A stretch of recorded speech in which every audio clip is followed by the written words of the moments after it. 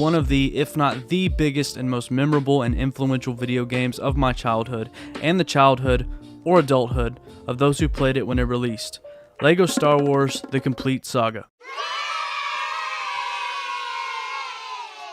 In this video, I will be giving an in-depth history, analysis, recollection, and overview of the game, and I will also be analyzing the game from a technical standpoint. We will be taking a look at what worked and what sometimes didn't work within the game based on 4 main categories: the main story, secondary content, characters, and gameplay. We will also address how well it holds up within the modern era of gaming. I will do my best to be as objective as possible when it comes down to discussing stuff like technicalities within the game, but I can't stray away from giving my own thoughts and opinions. And also, it should go without saying, but this game is based on the LEGO company and products that create instructional builds using plastic bricks and pieces to create iconic sets, buildings, ships, vehicles, and other models based on different properties and characters that LEGO has the rights to create with. Star Wars is one of the many properties and franchises that LEGO is partnered with, but they also happen to be their biggest moneymaker. So creating a video game, partnering one of the most popular toy companies in the world with one of the most popular franchises in the world that may have the biggest fan base in the world was bound to at least be a financial success. And to many, including myself, it became much more than that. Anyways, that's enough of an intro. Without further ado, buckle up and let's jump in.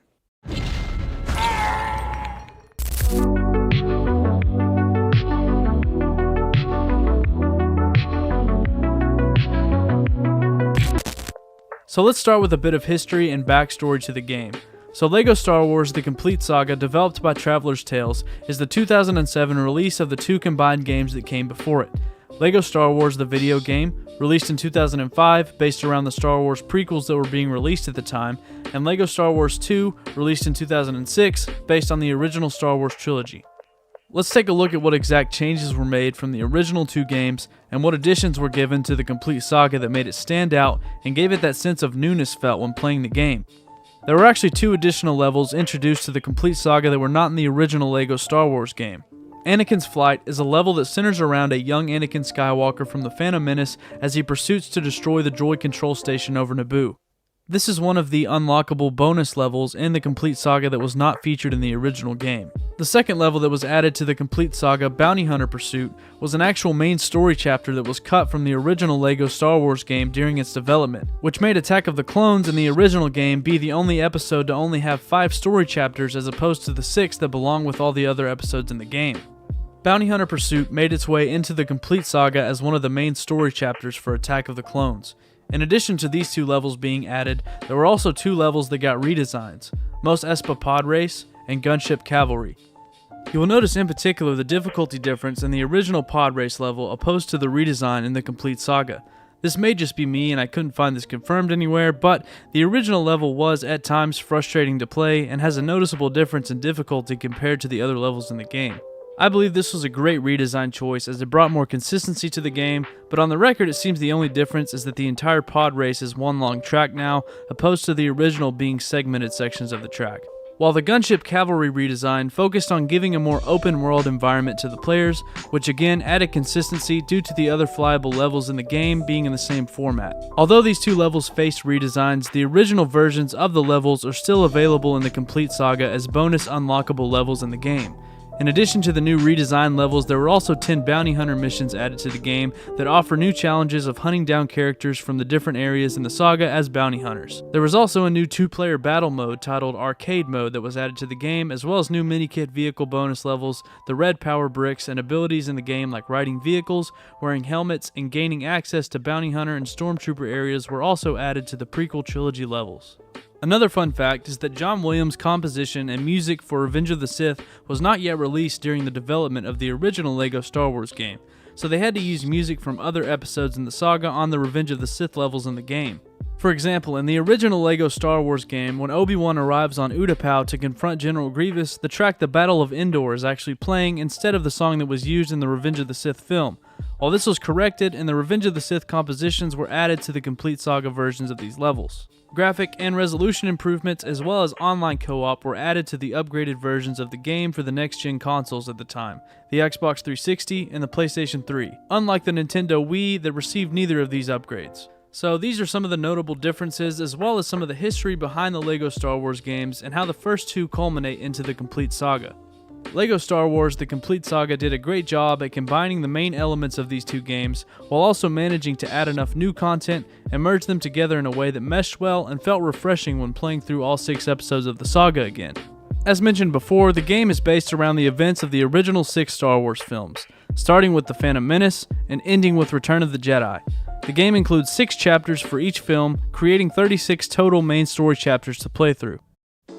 Moving on, I will now present the story chapters in the order they occur. For The Phantom Menace, we have Negotiations, Invasion of Naboo, Escape from Naboo, Mos Espa Pod Race, Retake Theed Palace, and Darth Maul. For Attack of the Clones, we have Bounty Hunter Pursuit, Discovery on Kamino, Droid Factory, Jedi Battle, Gunship Cavalry, and Count Dooku. For Revenge of the Sith, we have Battle over Coruscant, Chancellor in Peril, General Grievous, Defense of Kashyyyk, Ruin of the Jedi, and Darth Vader. Moving on to the original trilogy, with A New Hope, we have Secret Plans, Through the Jundland Wastes, Mos Eisley Spaceport, Rescue the Princess, Death Star Escape, and Rebel Attack. For Empire Strikes Back, we have Hoth Battle, Escape from Echo Base, Falcon Flight, Dagobah, Cloud City Trap, and Betrayal over Bespin. And finally, for Return of the Jedi, we have Jabba's Palace, The Great Pit of Carkoon, Speeder Showdown, The Battle of Endor, Jedi Destiny, and Into the Death Star. Amongst these levels, we get a good encapsulation of some of the most memorable and iconic moments from the saga. Here are a few of my positive standout chapters in the game. First is Mos Espa Pod Race. This is a level that really captures the spirit and tone of the pod race scene from The Phantom Menace. The intensity of trying to stay in first place in the race, mixed with a John Williams score, makes for one of the best and most fast-paced levels in the game. Another standout for me is Discovery on Kamino. This was another great translation from the movie to the game, particularly in the location itself. The textures and design of the level really make the player feel like they are in the rainy, dark atmosphere of Kamino. Not to mention the sick hidden dance party room. Darth Vader is also one of the best levels in the game in my opinion, and I could be biased as the fight between Obi-Wan and Anakin in Revenge of the Sith is my favorite fight sequence in the entire Star Wars saga, but regardless, it is one of my personal favorites. Although I wish the level was a bit longer with a bit more to do, in my opinion you can't beat playing as Obi-Wan and his fallen Jedi companion as they traverse puzzles and jumps to avoid the fiery and lava-infested lakes on Mustafar. Moving on, Mos Eisley Spaceport may be my favorite level in the entire game. I think it meshes the perfect amount of puzzles and player interactions with a perfect time length and pacing. This level screams Star Wars with all of its hidden secrets, and for the fact that it allows the player to traverse the sand-ridden dunes and scum and villainy found on Tatooine's spaceport. My last standout is Jedi Destiny. The cutscenes and the fight between Luke, Vader, and Palpatine is one of the most iconic moments in the game in my opinion. Now to some of my personal least favorites. First we have Invasion on Naboo. This level just seems very repetitive and drags on a little too long with not too many interesting things happening in my opinion. Next on the list of my least favorites, and actually my least favorite by far in the entire game, is Gunship Cavalry. For the most part, these flying levels were never really my favorite, but for some reason upon playthroughs, this was always my most dreaded level in the entire game. I think it's a combination of the bleak level design, poor gameplay mechanics, and those blasted grenade balls that have to be carried across certain sections of the map without getting them caught on debris. If you recall, the version we got in the original LEGO Star Wars game was even more trying than the one we got in the complete saga. The camera constantly panned in the original version, and if you died, you had to restart the entire level. There were no checkpoints. Although it was shorter, it was much more annoying and difficult. Nonetheless, this level is trash, let's just be honest. I could probably make a whole video destroying this level from a more technical perspective, but for now this will do. Another one of my least favorites is Into the Death Star.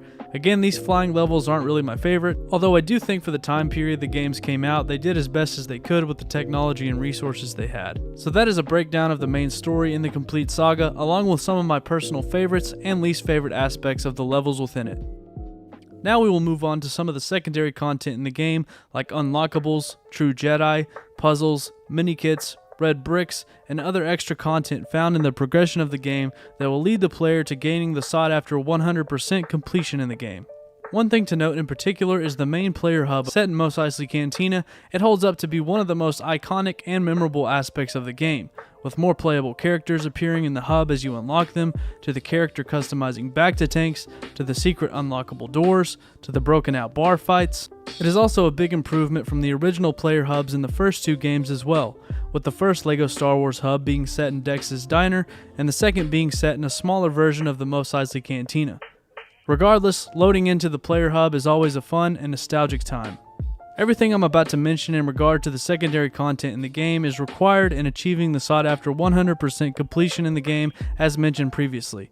As far as extra content in regard to the levels in the game goes, let's start with True Jedi. True Jedi is obtained by collecting studs throughout each level that are obtained by breaking items, completing puzzles, and other accomplished activities in the game. You will also find them just laying around in certain areas. The value of these studs can be identified by their color. These studs can be used to buy characters, vehicles, and other extra content found at the Mos Eisley Cantina bar. Moving on to red power bricks. There is one red power brick found in each level of the game, combining to a total of 36 red power bricks. They can be obtained by completing puzzles and challenges. These red bricks unlock all sorts of extras that can be bought in the Cantina bar as well. Amongst these extras are comical and sometimes useful player abilities and cheats that can be used in-game. There are also 10 collectible devices called mini-kits found in each level of the game that can be obtained through completion of puzzles, discovering secret locations, and navigation as well. These mini-kits are used to build additional vehicles that can be piloted on the flying levels. In addition to the 360 regular mini-kits that can be collected, there's also a challenge mode unlocked that is the only other option on each level aside from story and free play. Challenge mode is basically a speedrun version of the levels that requires the player to obtain all collectibles before the timer is up. Moving on, we also have the gold bricks. There are 160 gold bricks that can be used to unlock the mini-kit and character bonus levels found in the Cantina as well. There are 3 gold bricks to be obtained in each chapter by completing the level on story mode, achieving True Jedi, and collecting all the mini-kits. Once all gold bricks are collected, there is a device that can be built in the junkyard of the Cantina that is basically a stud fountain that constantly shoots free studs. One final detail for the secondary content is the secret unlockable character of Indiana Jones, who is available as the only non-Star Wars character in the game after watching the LEGO Indiana Jones the video game trailer and the trailer's door of the bonus room. Speaking of characters, let's move on. There is a whopping total of 160 playable characters in the complete saga. These characters range from young and older versions of certain characters, to Force Ghost versions of the characters, to Gonk droids, to pretty much everything in between. Given the LEGO Star Wars character resume at the time, with it only being based on the first 6 Star Wars films, I think the developers did a great job of providing some of the most essential characters while also giving us some of the more fun and lighthearted characters to play with as well. Playable story mode characters are unlocked after completing their given story mode level, and the other characters are unlocked by the purchase of studs. And yeah, that's about it for the characters. I know I've already touched on some of the gameplay elements of the complete saga a few times, but I would like to reiterate and give some brief thoughts on the gameplay itself and what worked and what didn't work for me in the game. I think the complete saga strives in the character movements and navigation throughout the levels for the most part. One of my main issues, however, is the jumping mechanics in the game in regard to clearing gaps and landing on certain areas. It is often hard to tell, given the way the camera perspective is set, to know exactly where you are going to land or even remotely get close to in certain areas of the game. There is a level of skill involved in clearing some of these jumps, but there are also times it is almost pure luck. One good example is the Darth Vader level in Revenge of the Sith. The camera is panning back, but looking forward as the players move. The first section of this level is literally all jumping to platforms you can't even see due to the camera movement. Another issue that I previously mentioned are the dynamics and gameplay in the flying levels. I'm not a professional game developer or analyzer, but there was always something that never felt quite right technically with most of the flying levels. I'm not sure if it was the way the camera moved, or not feeling close enough with the third-person view on those levels, but I never felt immersed in the game and always felt sort of fatigued when playing them. The exception to my negative thoughts on the flying levels, however, is the Mos Espa pod race. That one is more enjoyable as it is closer to the ground and doesn't rely too much on the scope. Other than that, the gameplay and technical aspects thereof are enjoyable and impressive for the age the game was released in. I love how Force users have the ability to deflect blaster shots and move objects, as well as the other abilities like unlocking doors and completing certain puzzles that are given to certain character types in the game. The mixture of progression and extra content in each level makes for a fun and ever-changing experience across the game. Overall, the gameplay is pretty exceptional, minus a few of my nitpicks. Overall, after playing through the complete saga again and the countless amount of times I've played it in my adolescence, my overall thoughts on LEGO Star Wars The Complete Saga haven't really changed much over the years. Although I did notice more of the technical issues that didn't bother me as much on previous playthroughs, I still believe this is a significant staple in video game history. It captures the essence of a beloved franchise by mixing essential story elements and characters with comical and lighthearted cutscenes and gameplay. There is a lot to accomplish in the game and the journey of 100% completion even outside of the main story, and the journey as a whole is one that made a significant mark on my childhood and video gaming experience.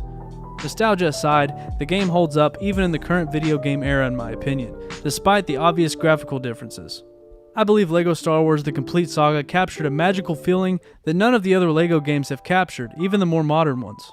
I'm curious to hear your thoughts on LEGO Star Wars The Complete Saga. I'm also curious to hear your thoughts on this video. If there are enough people who like this style of content, I would be happy to do more. Regardless, let me know your thoughts. Feel free to subscribe to the channel if you haven't already. Give this video a like. I'm Jake with Psychwalker Studios. Keep gaming, keep collecting, care for your mind, and may the Force be with you.